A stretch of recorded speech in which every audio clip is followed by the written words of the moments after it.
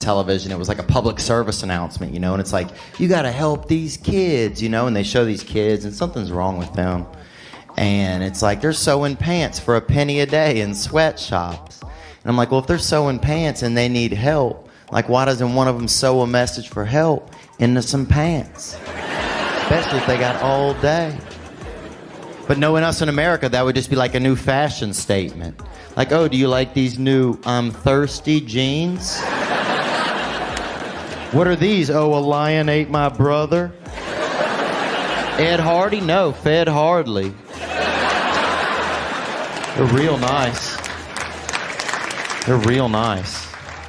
And I stayed up the other night watching Nancy Grace. I wish somebody would kidnap this bitch. Dude, I don't like that show. Is bullshit. The show, they sensationalize missing and molested kids to sell advertising dollars. They're not looking for these kids. The show comes on at 11 o'clock at night. They haven't found one kid. It's been on for 10 years. Dude, you give me a half hour and an 8-ball, I'll find a missing kid right out here. The show comes on at 11 o'clock at night and they're like, go look for kids. Like, I live in a nasty neighborhood. You go look for them. Like, if I go looking for somebody, I might be the next missing person. This is a horrible idea, Nance. Hey, so I got to tell you guys this story, all right? So this is a true story. All right, so 6 months ago, I get a text message on my phone, okay? It's from a random phone number that I don't know. It's a Chicago area code, all right? I live in Los Angeles. It says, hey, it's Wanda. So I write back, Wanda who? And she writes, duh, Wanda, your cousin. Now, I don't have any cousins. Both my parents were only children. But I was like, holy shit, it'd be fun if I did, right? So I wrote back, what's up, shawty? And she and I have been texting each other now for 6 months. She thinks I'm her cousin that lives in Los Angeles. And I actually have a godnephew now named Damari, who's going to be 2 years old in about a week. So it's kind of like a big time for our family. But I'm like, this is so much fun. I'm just going to text every strange number in America because I have unlimited texting and I only work at night. So now I've texted over 20,000 numbers and gotten into the craziest conversations you can imagine. Like, I'm hiring people for Civil War reenactments. I'm running blood drives that don't exist. I've been in a relationship with one guy who thinks I'm a 22-year-old woman stuck at a mental health facility in Shawnee, Oklahoma. It's actually getting a little out of hand. But anyway, I take the best conversations, I put them on his website I started called cranktext.com, so you can check it out.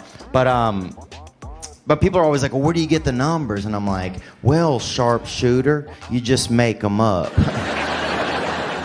So I'm going to read you guys one of the conversations real quick that I have. So I write, hey, what's up? All right, I just send it out into the world, out into the ether, right?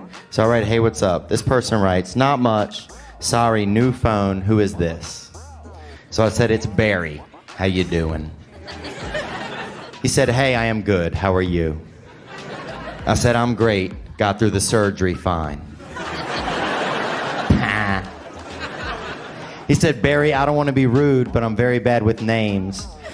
I still can't remember you. I said, I forget things all the time. No biggie. I'm still in ICU, just kind of lonely.